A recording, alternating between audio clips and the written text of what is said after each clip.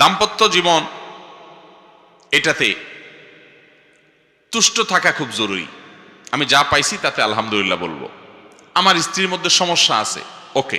আমার স্বামীর মধ্যে সমস্যা আছে, ওকে, সত্য। কিন্তু সমস্যা আরো বেশি থাকতে পারতো কি পারতো না? অতএব আল্লাহ তাআলা যেটুকু দিয়েছেন সেটুকু আলহামদুলিল্লাহ। আল্লাহ বলেছেন লা ইন শাকারতুম লাযীদান্নাকুম, তোমরা যদি আমার কোন নিয়ামত পাওয়ার পরে শুকর আদায় করো আমি তোমাদের নিয়ামত আরো বাড়ায় দিব। ওয়ালা ইন কাফারতুম, আর যদি নিয়ামতের নাশকরি করো ইন্না আযাবি লাশাদীদ, তাহলে আমার আযাব বড় কঠোর এবং শক্ত। আল্লাহ রাব্বুল আলামিন আমাদের সবাইকে সুখী দাম্পত্য জীবন তৌফিক এবং নসিব করুন।